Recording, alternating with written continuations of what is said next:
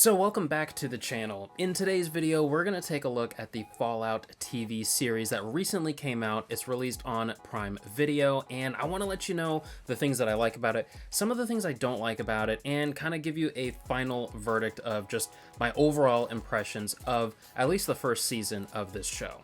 And one quick thing I'll say before I get too deep into this review is that this will be a spoiler-free review. So if you are worried about spoilers, maybe you haven't seen the show yet, this will be my complete thoughts on the show without spoiling a single aspect of the story. Basically, everything I'll talk about is things that you can see from the trailer itself. Now, spoiler alert, there's not a whole lot of things that I don't like about it, but the very few sparing things that I don't like about it, I'll save for the latter half of this review. What I really enjoy is that this show really captures the feel of Fallout. You really get that sense of just loneliness and despair, but also that kind of weird, quirky humor that you come to expect with this series.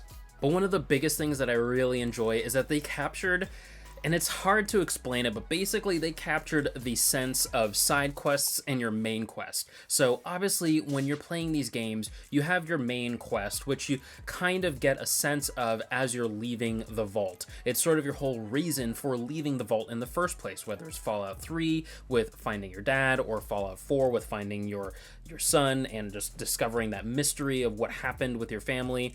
There is a sense of just you're leaving the vault to accomplish a specific thing. Along your way to get to that specific end result, you're going to run across a lot of side quests, and you're going to run across a lot of things that you need to do first in order to get to your main quest. You're going to get sidetracked and need to do other things. So when the main character in the show is leaving the vault, you have that sense of the main quest, and there is of course going to be a lot of other shenanigans that are going to come in the way and sort of divert the main character, which is Lucy McLean. It's going to divert her from leaving sort of the main quest and accomplishing some of these side things before she can get back to her main reason for leaving the vault in the first place. You also kind of get that sense with all of the characters. So, I mean, you have that with the main character, Lucy McLean. You also have that with Maximus. You have that with the Ghoul. You have that with basically every kind of main character. They have a main objective that everyone kind of shares throughout the show, but then each of them kind of have their own little side tracks that they go along, and they have these little side tangents that they go off on. And so there's just a really cool dynamic that everyone's kind of sharing the same end goal, but then everyone kind of splits off on their own side quests. So I don't know, that's just something that I really enjoyed and really helped to capture the specific feel of what the Fallout games are like. And speaking of similarities and differences, one thing I really want to point out is the very interesting dynamic between two of the main characters. You have your main character, Lucy, and sort of your second main character, one of the big three in the show, and that is Maximus. And what I really like about them is that, and how the show crafted these characters, is that they basically have a lot of similarities, but they're also so starkly different in so many fundamental ways. What I really like about their similarities is that they are so similar in their pure innocence when it comes to learning about the world and expanding their worldview of what they've grown up with. So you have Lucy in her sort of protected, sheltered life of being down in the vault and then leaving the vault and just being exposed to everything that is going on in the wasteland and just being so innocent in all of the very sort of textbook ways that you can be innocent about things. But then you have Maximus, who grew up in the wasteland, and he's a lot rougher around the edges, and he is more accustomed to some of the strange and horrifying and terrible things that go on in the wasteland.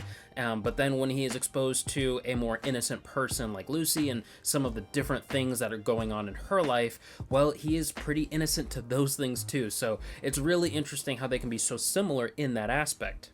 But then they can be completely different in how they handle a situation. And so there's a situation where they come across some raiders, basically, and Lucy wants to go about it one way and go about it a more diplomatic way, while Maximus is basically knowing how this sort of interaction could end up because he's been in this sort of interaction before, and so he's a lot more cautious and apprehensive and wanting to be a lot more defensive and even take the offense in this particular situation. And so as they kind of play out their differences and figuring out how they want to handle this situation, well, it's just very unique and interesting to see how their worldviews shape how they want to react to this situation.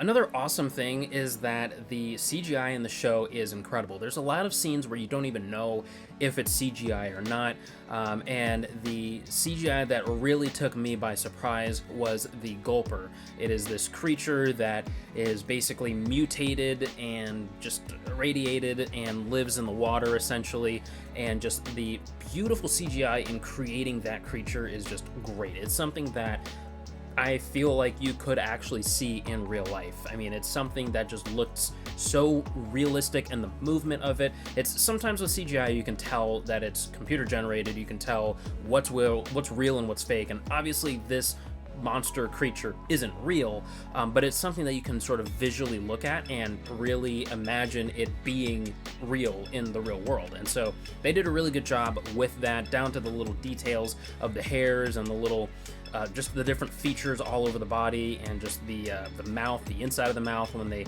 sort of show a close-up of that. I mean, it's unreal the level of detail that went into that particular creature. And again, there's big set pieces where some cases it doesn't even look like it is something that could even be real, or wouldn't make sense for it to be real in real life, as far as the actual set piece of a location or something like that. And so naturally you might think, okay, maybe this is CGI, but they actually did a very good job of integrating practical effects with CGI, and so it just really helps to sell this wasteland reality that they are creating in this show. Another thing I really enjoyed is that we actually get a lot more of the history and a lot more of a story going on with the vaults. So again, there's not going to be any spoilers in this review, but I was actually really surprised that we are actually spending a bit more time with the vaults and just the people that are in the vaults, and just everything that, you know, could go wrong with people living sheltered underground for centuries essentially, and the weird things that just humanity can get into, and just all that kind of stuff. So it's just really interesting that we actually got a lot more with the vaults than what I think most people were expecting, to be honest. I also really enjoyed the humor. The humor in this show was really fitting of the Fallout universe. So it has this sort of dark, comedic just twist to humor, and it really fit into this very dark, barren wasteland, but also just this very dark humor that can come from that. And if you've played the games, you know exactly what I'm talking about. And so this show really captured that.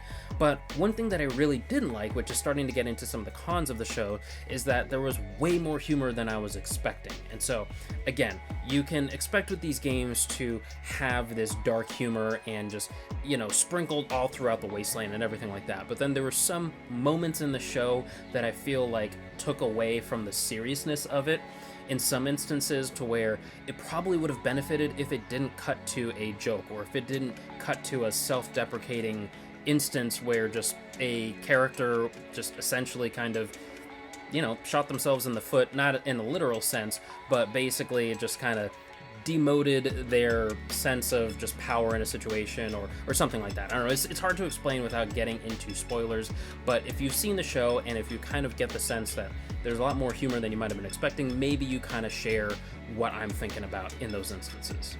Another thing I wasn't a big fan of is, while the CGI and the wasteland and just the overall feel of the show was captured very well, I kind of feel like it was a little bit more barren than I would have liked. It kind of felt like we never really got to spend too much time in one place for long, and it would have been nice to spend a little bit more time in a place and just get a little bit more accustomed to how the people live in their day-to-day life here, and how does society really work. I mean, we get it, and we're kind of told that, you know, just the wasteland is rough and people are mean and selfish down here, and, you know, up here and everything like that. But it would have been nice to spend a little bit more time in building out that world and kind of fleshing it out. So those are kind of my cons with the show, but again, there's a lot of stuff to really love in the show. And my final verdict when it comes to the Fallout TV series, at least this first season, is I'm gonna give it a solid 9 out of 10. I really enjoyed it, save for the couple of small things that really at this point are kind of nitpicks, if I'm being honest, but it's a great show, and you can tell that the showrunners really care about it. You can tell that the actors really care about this universe. Maybe some of the people never played the games, have no idea about it, but that's okay. They are respectful to the lore of this world, they are respectful to everything that the game has paved way towards, and so it's really exciting, and it leaves you with a lot of hope for what the future of the show could look like. It's a lot of fun, and if you're considering watching the Fallout TV series, definitely check it out if you have Prime Video.